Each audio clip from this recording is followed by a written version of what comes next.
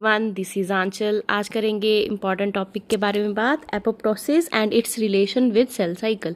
जो आपकी एपोप्टोसिस है वो रेगुलेटेड सेल डेथ है जो कि मेंटेन करता है टिश्यू की होम्योस्टेसिस को by eliminating damaged unwanted unneeded cells. ये जो आपकी एपोप्टोसिस है इसको टाइटली लिंक किया जाता है सेल साइकिल रेगुलेशन से। अब फर्स्ट देखेंगे हम कि एपोप्टोसिस होती क्या है।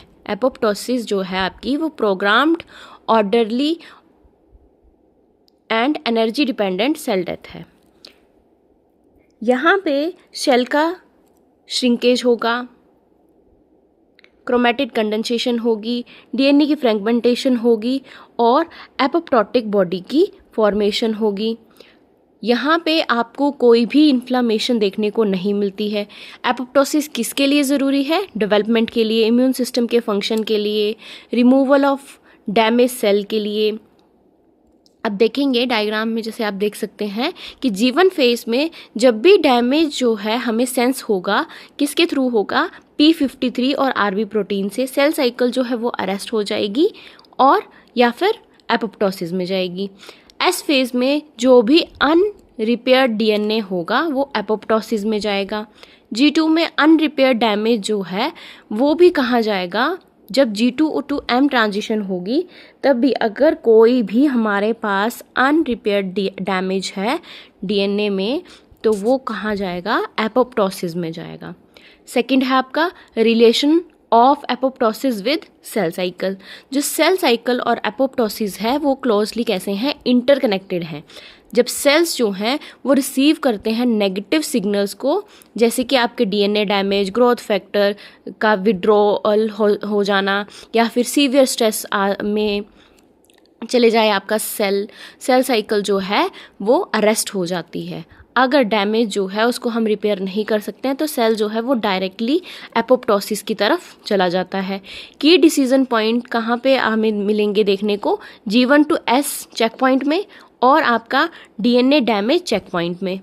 अब decision between survival and death आप फ्लो चार्ट देखेंगे कि सेल जो है वो रिसीव करेगा आपके सिग्नल्स को, सेल साइकिल जो है वो अरेस्ट हो जाएगी, डीएनए डैमेज की असेसमेंट की जाती है, फिर फर्दर क्या है आपका रिपेयर अगर सक्सेसफुल हो जाए तो सेल साइकिल जो है वो रेज्यूम होगी, और अगर रिपेयर कैसा है फेल हो जाए या सीवियर डैमेज है तो वो एपोप्टोसिस में जाएगा।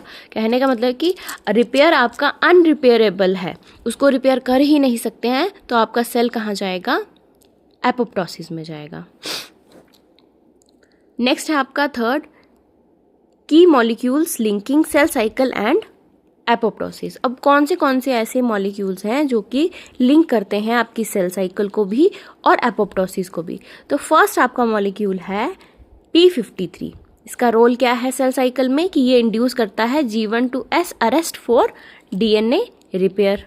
अब रोल देखेंगे इसका हम एपोप्टोसिस में, तो ये एक्टिवेट करता है प्रो एपोप्टोटिक जीन्स को, जिसमें आपकी जीन्स आएंगी बैक्स, पूमा, नोक्सा। अगर डैमेज कैसा है? इररिपेयरेबल है। अब ये कैसे लिंक कर रहा है? डीएनए का डैमेज सेंसर है, ये डिसाइड करेगा कि रिपेयर करनी है। अगर रिपेयर करनी है तो सेल साइकिल अरेस्ट हो जाएगी, और अगर डेथ करनी है तो एपोप्टोसिस होगी। नेक्स्ट है आपका आरबी प्रोटीन, रेटिनोब्लास्टोमा प्रोटीन। ये क्या करता है? सेल साइकिल में ब्लॉक कर देगा E2F को, जो कि प्रिवेंट करता है एस फेज की एंट्री को जब भी हाइपोफॉस्फोराइलेटेड होगा। अब आप लोग मुझे बताएंगे कि हाइपोफॉस्फोराइलेटेड है क्या? एपोप्टोसिस में इसका रोल देखें तो लॉस या फिर इनएक्टिवेशन हो जाए आरबी प्रोटीन का तो एपोप्टोसिस होगी। अब कैसे लिंक कर रहा है? ये कंट्रोल कर रहा है सेल साइकिल में एंट्री और सर्वाइवल सिग्नल्स को। नेक्स्ट है आपका मॉलिक्यूल BCL2 फैमिली प्रोटीन्स।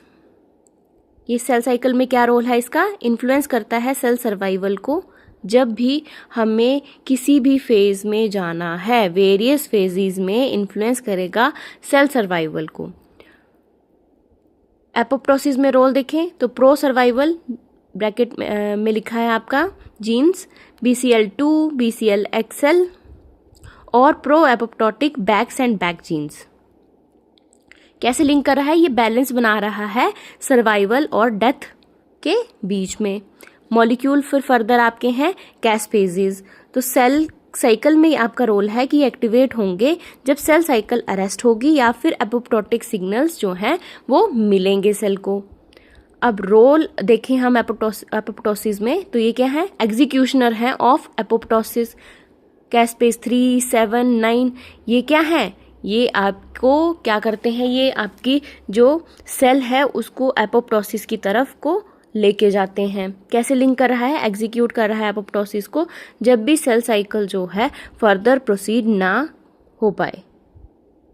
अब पाथवेज देखें। फोर्थ आपका पॉइंट है पाथवेज जो कि कनेक्ट करती हैं सेल साइकिल को अरेस्ट होने के लिए, फिर फर्दर साथ में ही एपोप्टोसिस करने के लिए। Cell cycle arrest to apoptosis कहने का मतलब है कि जब आपका सेल जो है वो क्या हुआ? अरेस्ट हो गया और अब उसको हमने किसकी तरफ भेजना है? एपोप्टोसिस की तरफ भेजना है। तो आपका फर्स्ट जो पाथवे है वो है P53 पाथवे। अब इसमें देखेंगे, डायग्राम में देखते रहेंगे साथ में कि डीएनए डैमेज हमने सेंस किया या फिर स्ट्रेस हुआ तो एक्टिवेशन होगी P53 प्रोटीन की। ठीक है। अब मॉडरेट डैमेज है तो हमारा P21 जो है वो इंक्रीज होगा, CDK की इनहिबिशन होगी और सेल साइकिल जो है वो अरेस्ट हो जाएगी और रिपेयर की तरफ जाएगी। अगर सीवियर डैमेज है तो बैक्स, पुमा, नोक्सा जीन्स जो हैं उनका इंक्रीज होगा। माइटोकॉन्ड्रियल आउटर मेम्ब्रेन की परमिएबिलिटी जो है वो बढ़ जाएगी। कैस्पेजेस जो हैं वो एक्टिवेट हो जाएंगे और एपोप्टोसिस की तरफ जाएगा हमारा सेल। नेक्स्ट है आपका pathway mitochondrial pathway. Stress signals आएंगे, डीएनए डैमेज हो गया या ROS हो गए, ग्रोथ फैक्टर्स का विड्रॉल हो गया, तो यहाँ पे फिर फर्दर क्या होगा? आपकी बैक्स या फिर आपकी बैक और जीन्स जो है वो बढ़ेंगी और हमारा BCL2 जो जीन है वो कम होगा। साइटोक्रोम C जो है वो रिलीज होगा। एपोप्टोसोम जो है वो फॉर्म होगा। APAF1 plus caspase 9। फिर फर्दर ये क्या करेंगे? कैस्पेज 3 और 7 की एक्टिवेशन करेंगे और सेल जो है वो फर्दर एपोप्टोसिस की तरफ जाएगा। अब नेक्स्ट फिफ्थ पॉइंट देखें तो इसमें है आपका सेल साइकिल के इवेंट्स जो कि फर्दर क्या करेंगे? ट्रिगर करेंगे एपोप्टोसिस को। तो इसमें फर्स्ट पॉइंट देखेंगे कि डीएनए डैमेज जो है वो रिपेयर नहीं होगा, तो क्या होगा? P53 की एक्टिवेशन होगी। ऑन्कोजीन्स जो हैं वो इंड्यूस करते हैं स्ट्रेस को। नेक्स्ट है आपका लॉस ऑफ ग्रोथ फैक्टर या साइटोकाइंस। अगर टीलोमेयर्स की शॉर्टनिंग हो जाए, स्पिंडल असेंबली में कोई डिफेक्ट्स आ जाए, ऑक्सीडेटिव स्ट्रेस हो, हाइपोक्सिया कंडीशंस हो या फिर एबरेंट माइटोसिस होती रहे। नेक्स्ट सिक्स्थ पॉइंट है आपका बायोलॉजिकल सिग्निफिकेंस। ये क्या करता है कि रिमूव करता है डैमेज्ड या फिर पोटेंशियली जो भी कैंसरस सेल्स हैं उनको। एसेंशियल है फर्दर डेवलपमेंट के लिए। डिजिट की जो सेपरेशन करनी है उसके लिए भी एपोप्टोसिस जो है वो बहुत ज़रूरी है। न्यूरॉन की प्रूनिंग के लिए बहुत ज़्यादा ज़रूरी है। अब ये जो हमने अभी देखा ना पॉइंट डिजिट्स की सेपरेशन, ये आप लोग डेवलपमेंट बायो में पढ़ते हैं कि डिजिट्स की सेपरेशन कैसे होती है बाया एपोप्टोसिस। नेक्स्ट पॉइंट है आपका मेंटेन्स टिश्यू हेमोस्टेसिस। फिर फर्दर है आपका पॉइंट डिफेक्ट्स अगर हों एपोप्टोसिस में तो कैंसर हो सकता है, ऑटो इम्यूनिटी हो सकती है या फिर न्यूरो डिजेनरेशन हो सकती है। समरी देखें तो जो हमारा सेल साइकिल है और एपोप्टोसिस है ये दो साइड्स हैं एक ही तरह के सेम कॉइन की। सेल साइकिल के जो चेक पॉइंट्स हैं वो डिसाइड करते हैं फेट ऑफ द सेल। अगर सेल जो है वो रिपेयर और सरवाइव कर सकता है तो वो प्रोलिफरेट करता है फर्दर, और अगर नहीं कर सकता है तो वो क्या होगा? एपोप्टोसिस में जाएगा, जिससे क्या है ऑर्गेनिज्म की प्रोटेक्शन हो रही है। बैलेंस क्या है?